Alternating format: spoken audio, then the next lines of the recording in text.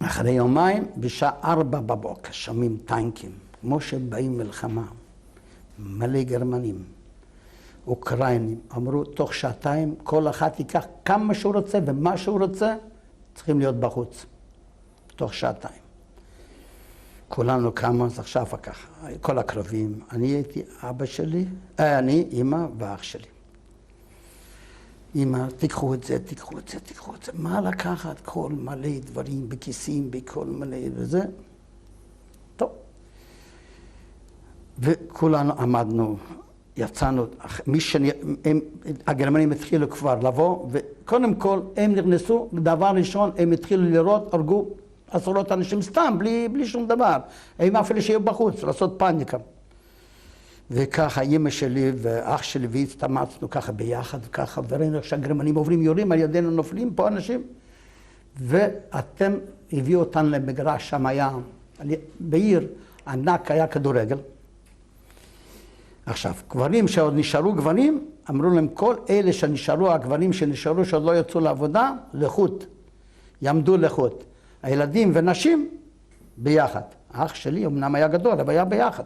הוא כל הזמן לא הלך על זה, שמר עליי ועל אמא שלי. היינו ביחד, וככה סדרו אותנו בשורות, לא בשורות ככה אחד-אחד, שורות של רבד אחת נגיד 20 בשורה אחת, וטנק מקדימה, וככה שיירה 10,000 הולכים ברגל, לאן אף אחד לא יודע לאן הולכים. הולכים, אומרים עצור, יורים, הורגים אנשים בשורה הזו, באמצע שורה, זאת אומרת, הולכים קדימה, ובשורה כל פעם נופל מישהו אחר. ואנחנו רואים פתאום נעל ידינו נפל, פתאום, וצעקות ורצים, וכל החבילות, וכל הזה שלקחנו, הכל זרקנו. ואיפה שהביאו אותנו, אמרתי לך, שם היה זמק, זה היה...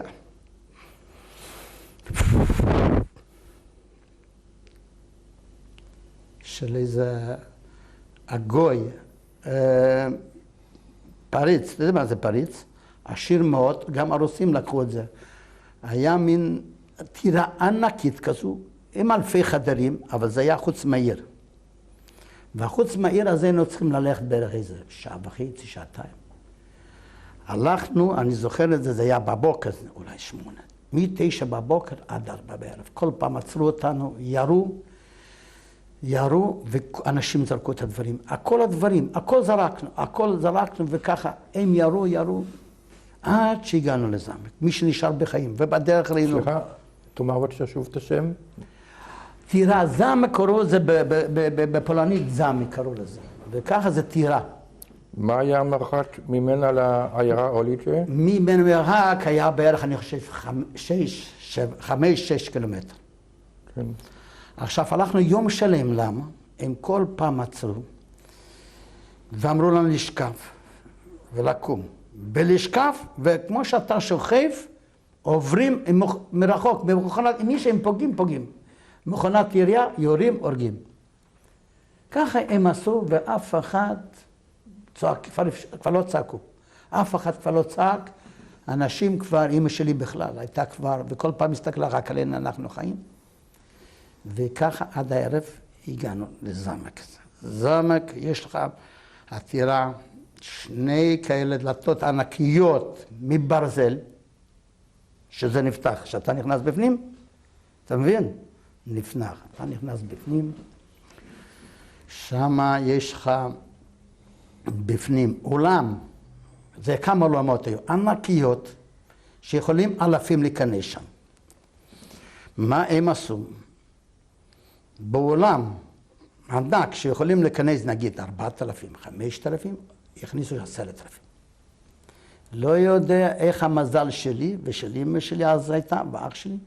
האח שלי תפס עמוד, שאיפה שבונים יש כאלה עמודים כאלה גדולים, כאלה ענקים, תפס ואנחנו עמדנו ליד עמוד. הכניסו שם אנשים בכוח וזרקו אותם אחד על השני במשך יום, אני לא זוכר בדיוק. עמדתי ליד העמוד ואח שלי עמד על יד שנינו ושמר על העמוד, והעמוד לא יכולים לדחוף אותך. וככה דחפו על יד השני מאות, מה זה מאות? אולי מה-4,000, 5,000, אולי יותר, מתו ישר איזה 1,000.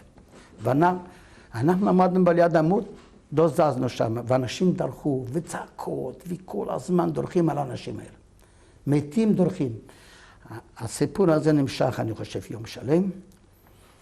מה הם ראו דבר כזה? אז הם פתחו את הדלת, לא נתנו לצאת. הזרימו זרקונים עם מים, בפנים העולם הזה, ופתחו ואמרו, אתם תצאו עכשיו.